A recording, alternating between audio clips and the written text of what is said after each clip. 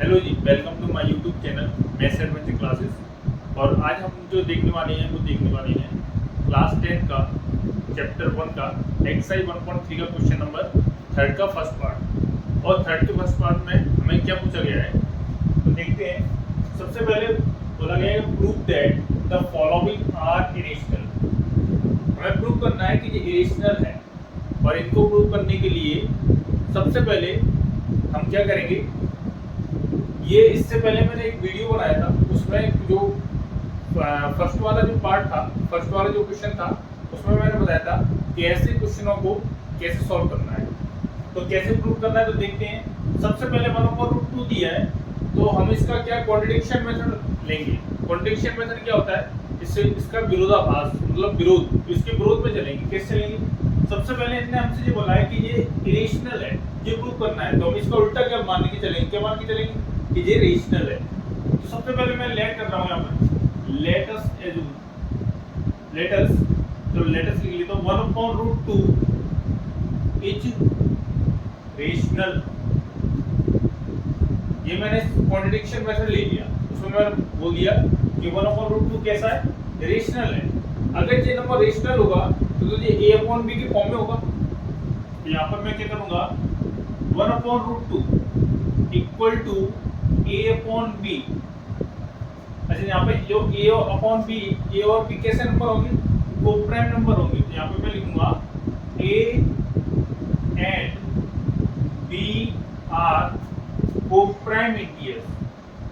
कैसे इंटीजर्स होंगे, coprime integers. And b not equal to 0, और b क्या नहीं होता, 0 नहीं होता। तो यहाँ पर मैंने a और b जो नंबर लिए हैं वो कोप्राइम नंबर लिए हैं। मैंने कोप्राइम नंबर में पढ़ा चुका हूँ। कोप्राइम नंबर क्या होते हैं, जिनमें 1 के अलावा कोई एचसीएफ ना निकले, जिनका एचसीएफ क्या हो, 1 हो। तो a और b कैसे नंबर है, कोप्राइम नंबर है, तो सिर्फ a और b में सिर्फ 1 से डिवाइड जा सकता है और किसी का नहीं जा सकता। तो यहाँ पर मैंने a और b कोप्राइम नंबर ले लिया। अब मैं क्या कर रहा हूँ, उनका क्रॉस मल्टीप्लाई कर रहा हूँ। तो b का 1 में करेंगे तो b, और a का √2 में करेंगे तो ये बनेगा a√2। तो यहाँ से मुझे b की वैल्यू मिली, जो कितनी है, b की value a√2, b equal a√2, और कौन सी मैंने कंडीशन डाल दी, फर्स्ट। अच्छा, यहाँ पर मुझे रूट हटाना है। रूट हटाने के लिए मैं क्या करूंगा, दोनों साइड का स्क्वायर करूंगा। तो यहाँ लिखूंगा मैं ऑन बोथ साइड स्क्वायरिंग, दोनों साइड से क्या कर दूंगा, स्क्वायर कर दूंगा, ऑन बोथ साइड स्क्वायरिंग। तो b का स्क्वायर करूंगा तो ये b स्क्वायर हो जाएगा, a√2 का स्क्वायर करूंगा तो यहाँ पर क्या निकल के आएगा, देखो b का स्क्वायर तो b स्क्वायर रहेगा, a का स्क्वायर क्या होगा, a स्क्वायर, और √2 का अगर स्क्वायर करेंगे तो 2 बाहर निकल के आएगा, तो यहाँ हो जाएगा 2a स्क्वायर। अच्छा, अगर मैं यहाँ पर 2 मल्टीप्लाई में a स्क्वायर के साथ में, तो मैं कहाँ पे ले जा सकता हूँ, इसके डिवाइड में। 2 को कहाँ ले जा सकता हूँ, डिवाइड में।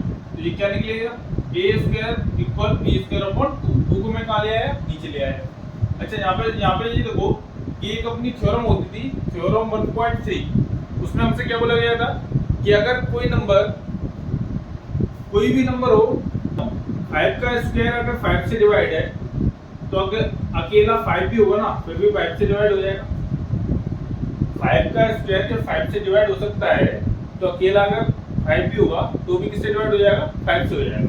तो ये वाला एक थ्योरम है, थ्योरम 1.3, जो कि मैं बता चुका हूँ, थ्योरम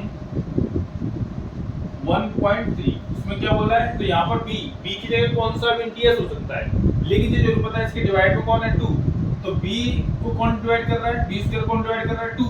तो अगर अकेला b होगा फिर भी कौन डिवाइड करेगा, 2। यहाँ पे लिखूंगा मैं b square is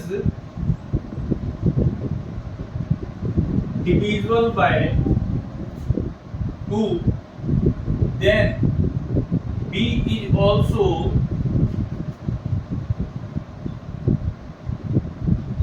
divisible by 2। मैंने लिखा कि अगर b स्क्वायर अगर डिवाइड किससे हो रहा है, 2 से, then b is also divisible by 2। तो b अकेला भी किससे होगा, 2 से डिवाइड होगा। तो यहाँ पर मैंने लिखा b 2 से डिवाइड हो रहा है, तो इधर b अगर 2 से डिवाइड हो रहा है, तो यहाँ पर कोई वेरिएबल चाहिए इसके साथ, कोई इंटीजर चाहिए, यहाँ पर कोई नंबर चाहिए ना इसके साथ में, क्योंकि 2 से डिवाइड हो रहा है, यानी ये नंबर जो भी होगा वो बड़ा होगा, क्योंकि यहाँ पे स्क्वायर हो सकता है। यहाँ पर मैं कहने क्या चाह रहा हूँ, देखो जरा मैंने 50 लिखा, 15 को मैंने 5 इंटू 3 में ब्रेक किया, 15 को मैंने कैसे ब्रेक किया, 5 इंटू 3 में, तो ये पार्ट और ये पार्ट इक्वल है ना। तो यहाँ पे मैं अगर कहूँ कि 15 किससे डिवाइड हो रहा है, 15 अगर मैं कहूँ कि 5 से डिवाइड हो रहा है, तो इसके साथ में कोई ना कोई चाहिए, कोई ना कोई वेरिएबल चाहिए, कांस्टेंट नंबर चाहिए ना, कोई ना कोई कांस्टेंट नंबर चाहिए। तो यहाँ पर क्या कोई ना कोई मानना पड़ेगा, कांस्टेंट नंबर मानना पड़ेगा। तो यहाँ पे मैं क्या मान लेता हूँ कि b ये किससे डिवाइड हो रहा था, 2 से। तो देखो b अगर 2 से डिवाइड हो तो मैं इसको कैसे लिखूंगा, b इक्वल टू और साथ में कोई इंटीजर ले लूंगा c ले लो या कोई और p ले लो, जो भी नाम हो वो ले लो, कोई दिक्कत नहीं है। बस a और b के अलावा, क्योंकि a और b हमने कैसे नंबर माने, इंटीजर है ना, ये कोप्राइम नंबर है, तो यहाँ पर c कोई भी इंटीजर हो सकता है। तो लिख देंगे और सम इंटीजर c,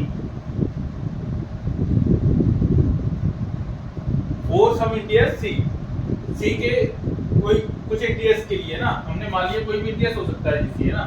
तो यहाँ पर हम b की अगर वैल्यू पुट करें तो b की वैल्यू फ्रॉम फर्स्ट से पुट कर सकते हैं हम,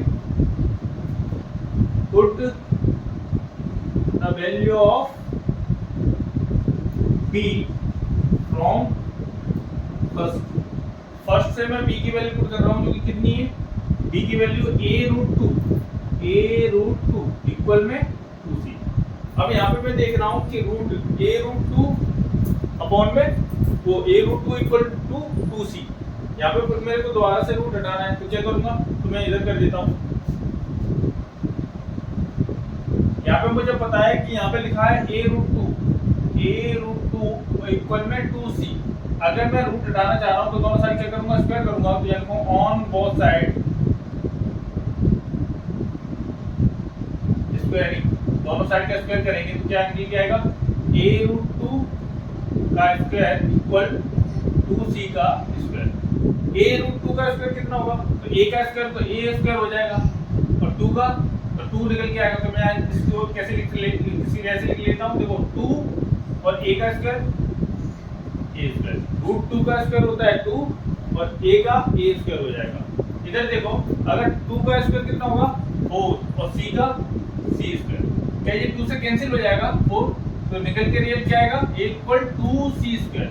अब यहाँ पर जो 2 मल्टीपल में है c के साथ में, मैं इसको कहाँ ले जा रहा हूँ, अपॉन में, यानी कि ये तो कोई इंटीजर हो गया। तो यानी कि a स्क्वायर को कौन डिवाइड कर रहा है, 2। तो वो वाली जो मैंने थ्योरम बताई थी, थ्योरम 1.3, वो एक बार फिर दोबारा से लग गई। इसमें बोला गया है कि थ्योरम 1.3 को मैंने दोबारा से लगा दी, क्यों, क्योंकि यहाँ पे 2 डिवाइड कर रहा है और यहाँ पे भी a को कौन डिवाइड कर रहा है, 2। पहले लिखेंगे a square is divisible by 2, then a is also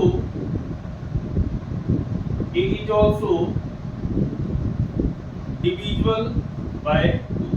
अगर a स्क्वायर 2 से डिवाइड हो रहा है, then a अकेला भी होगा ना, तो भी किससे डिवाइड हो जाएगा, 2 से। तो यहाँ पर मैं इसको मैंने फर्स्ट कंडीशन दी, इसको मैं सेकंड दे देता हूँ और इसको मैं थर्ड देता हूँ। तो यहाँ पर सेकंड और थर्ड से हम क्या देखेंगे, यहाँ लिखूंगा मैं here from second and third. जो सेकंड स्टेटमेंट है और जो थर्ड स्टेटमेंट है, इसमें हमने क्या देखा कि जो b स्क्वायर है वो किससे, यानी b किससे डिवाइड हो रहा था, 2 से, और यहाँ पर a किससे डिवाइड हो रहा है, वो भी 2 से हो रहा है। तो यानी कि a और b हमने कैसे नंबर माने थे, कैसे एज्यूम किए थे, तो a और b हमने माने थे कोप्राइम इंटीजर्स, और कोप्राइम इंटीजर्स वो होते हैं जिनका एचसीएफ सिर्फ और सिर्फ 1 हो। तो यहाँ पर तो ये 2 से डिवाइड हो रहा है, यानी इनका एचसीएफ तो 2 हो जाएगा। तो यहाँ पर ये कोप्राइम नंबर नहीं है, यानी कि जो हमने कॉन्ट्रडिक्शन मेथड अपनाया था वो रॉन्ग है। वो हमारा जो मेथड जो था कॉन्ट्रडिक्शन अपने अपनाया था वो गलत हो चुका है। तो यहाँ पे लिखेंगे from second and third a and b are not coprime. कैसे नहीं है, a और b कैसे नहीं है, कोप्राइम नहीं है, नॉट कोप्राइम इंटीजर। तो हम क्या लिखेंगे, so this contradiction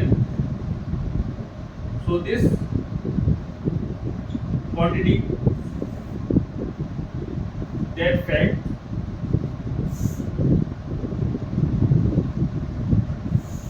upon that fact 1 upon root 2 is irrational and our assumption is wrong। मैंने लिखा सेकेंड और थर्ड से ए और बी कैसे नॉट को प्राइम है, सेकेंड और थर्ड से ए और बी नॉट को प्राइम है। तो यानी कि जो ये जो कॉन्ट्रडिक्शन मेथड था, जो ये सच क्या था कि 1/√2 क्या होगा, इरेशनल होगा, एंड और जो हमारा अजम्पशन है वो क्या है, रॉन्ग है, यानी जो हमने माना था वो क्या है, गलत है। तो यानी कि यहाँ पे फाइनल आंसर लिखेंगे देयरफॉर 1/√2 इज ऐसे लिख दो, therefore b conclude 1/√2 is irrational। 1/√2 क्या लिख दिया, irrational, ये हमारा आंसर हो जाएगा। आई होप कि आपको वीडियो अगर अच्छा लगा हो तो लाइक करें, शेयर करें। तो चलिए देखते हैं इसका सेकंड पार्ट। और सेकंड पार्ट में हमसे क्या बोला है, सेकंड पार्ट में हमसे बोला है prove that the following are irrational. 7√5 को हमें इरेशनल प्रूव करना है। देखो मैंने बताया था कि इस तरह के जब भी नंबर आए या कोई आगे रूट के आगे कोई नंबर है मल्टीपल में, तो इनको कैसे सॉल्व करना है तो मैंने बताया था। देखो मैं यहाँ पर कर देता हूँ, ये मैंने क्वेश्चन नंबर सेकंड में बताया था, 1.3 क्वेश्चन नंबर सेकंड में बताया था, फिर एक बार और बता रहा हूँ इसको। तो यहाँ पर सबसे पहले अगर इसको प्रूव करना है तो पहले इसको, तो अगर मुझे इरेशनल प्रूव करना है तो इसको रेशनल मान के चलो ना। तो लेट अस 7√5 इज रेशनल, मैं इसको क्या मान रहा हूँ, रेशनल मान रहा हूँ। और अगर ये रेशनल है तो ये a/b या p/b की फॉर्म में होना चाहिए, a/b की फॉर्म में होना चाहिए क्योंकि ये रेशनल है। तो यहाँ पर a और b कौन से इंटीजर्स होंगे, तो यहाँ पर होंगे a and b are coprime integer, coprime integer, a and b are coprime integer, and b not equal to 0, और b क्या नहीं होना चाहिए, 0 नहीं होना चाहिए। कोप्राइम इंटीजर्स मैं बोल चुका कि कोप्राइम इंटीजर्स वही होते हैं जिनमें एचसीएफ सिर्फ और सिर्फ 1 हो, 1 के अलावा कुछ नहीं होना चाहिए, यानी 1 से डिवाइड होना चाहिए और उसके अलावा किसी से डिवाइड नहीं होना चाहिए वो नंबर। तो इंटीजर्स वो इंटीजर्स जो क्या नहीं होना चाहिए, 1 के अलावा इनका एचसीएफ नहीं आना चाहिए। अच्छा मैंने यहाँ पे 7√5 इक्वल टू a/b ये है, तो यहाँ पर आप क्या करोगे, इसको 7 के मल्टीपल में वो क्या पहुंचा दोगे, नीचे डिवाइड में। तो यानी कि a/ में क्या हो जाएगा, 7b हो जाएगा, 7 इंटू बी यानी नीचे पहुंच गया तो 7b हो गया। अब यहाँ पर मैं क्या देख रहा हूँ कि a/7b, तो यहाँ मैं लिख दूंगा here we can see that, हम क्या देख सकते हैं यहाँ पर, a/7b is in the form of rational. a/7b किस फॉर्म में, रेशनल की फॉर्म में। अगर ये रेशनल की फॉर्म में है इसका मतलब इसके सामने कौन है, √5 है, तो जो कि इक्वल में है, तो इसका मतलब ये भी क्या होगा, रेशनल होगा। देन तो मैं यहाँ पे लिखूंगा देन √5 इज ऑल्सो रेशनल, ये भी क्या हो जाएगा, रेशनल हो जाएगा। बट हम क्या जानते हैं, बट √5 क्या होता है, इज इरेशनल। और जो हमने पहले प्रूव किया है, क्वेश्चन नंबर फर्स्ट में प्रूव किया है, √5 क्या है, इरेशनल है। So this contradicts the fact quadratic facts है, यानी root five is irrational, root five is irrational, then so this contradicts the fact root 5 is irrational। अगर रूट 5 क्या है, इरेशनल है, यानी कि इस कॉन्ट्रडिक्ट से जो सच क्या है, सच ये है कि रूट 5 तो इरेशनल होता है, और रूट 5 अगर इरेशनल होता है देन तो ये क्या हो जाएगा, ये भी क्या होगा, ये कहां से आया, ये आया यहां से, तो यानी 7√5 भी क्या होगा, इरेशनल होगा। तो यहाँ पे लिख दूंगा मैं hence, या फिर मैं पहले लिख रहा हूं our assumption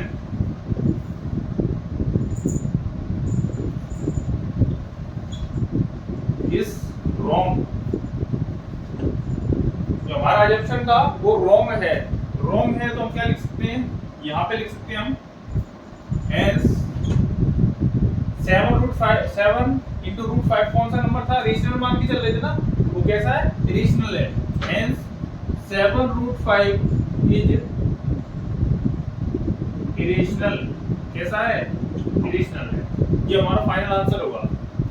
आप इस तरीके से लिख लें, है ना। Here we can see that, हम देखो हमने क्या देखा कि a/7 भी तो किस फॉर्म में था, रेशनल की फॉर्म में था, लेकिन then √5 also रेशनल, लेकिन ये भी तो रेशनल होगा, क्यों, क्योंकि इसके जस्ट सामने इक्वल में, लेकिन बट √5 तो हमने इससे पहले भी प्रूव किया था, ये तो इरेशनल होता है √5। तो यहाँ पर so this quadratic the fact is √5 is irrational, यानी कि ये क्वाड्रेटिक फैक्ट है कि √5 क्या होता है, यानी ये विरोधाभास है।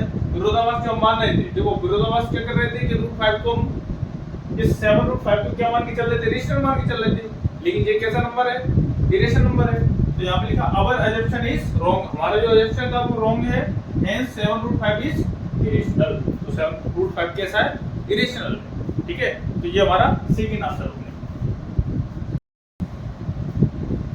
चलिए आइए इसका जो थर्ड पार्ट है, थर्ड क्वेश्चन का, वो देखते हैं। तो उसमें कुछ नहीं है, सिमिलर है, जो सेकंड पार्ट इसका किया था उसी की तरह सिमिलर है। तो सिमिलर पार्ट को मैंने यहाँ पे नोट कर दिया है।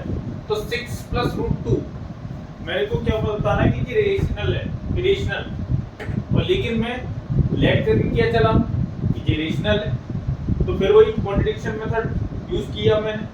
तो 6 + √2 = a/b होगा। मुझे पता है कि 6 उधर जाना है, तो √2 देखो रूट के साथ में कोई भी वैल्यू हो उसको ट्रांसफर कर दिया करो उधर, है ना। यहाँ प्लस में थी इसलिए उधर जाके माइनस हो जाएगी, लेकिन अगर मल्टीप्लाई में होगी तो डिवाइड में पहुंच जाएगी। तो यहाँ पे देखो a/b, और जो उधर आगे क्या हो जाएगी, माइनस, यानी √6 का हो गया, वो सॉरी 6 का हो गया माइनस का। अब यहाँ पे एलसीएम ले सकते हैं, है ना। तो एलसीएम ले लो, एलसीएम लोगे तो जाएगा a - 6, b का 6 पे कर दो तो ये हो जाएगा 6b/b, है ना, ये आएगा। तो यहाँ पर क्या कह सकता हूँ मैं, ये अपॉन में है, यानी कि मैं कह सकता हूँ here we can see that, हम क्या देख सकते हैं कि a - 6b/b, ये क्या किस फॉर्म में, रेशनल की फॉर्म में है ना, p/q की फॉर्म में है ना, a/b की फॉर्म में है ना। तो यहाँ पर a - 6b/b, ये तो रेशनल नंबर की फॉर्म में। देन तो फिर इसके सामने क्या दिखाई दे रहा है, √2, देन √2 इज आल्सो रेशनल होगा। बट हम क्या जानते हैं कि √2 इज इरेशनल। √2 कैसा होता है, इरेशनल होता है। So this contradicts the fact √2 is irrational. ये कॉन्ट्रडिक्शन फैक्ट है कि √2 क्या है, इरेशनल है। तो हमारा assumption, so our assumption is wrong, हमारा assumption कैसा है, wrong हुआ ये। hence जो ये वाला था ना नंबर 6 + √2 कैसा है, is irrational, ये हमने प्रूव कर दिया। बस मैंने किया कुछ नहीं है, जो पहले सिमिलर था उसी को मैंने थोड़ा स्टेप यहाँ से हटा के उसी को ऐड कर दिया। बस जो अगला पार्ट है उसी को मैंने ऐड कर दिया है, और कुछ नहीं किया मैंने। तो आप भी आसानी से कर सकते हैं, तो करने की कोशिश करें। Thank you.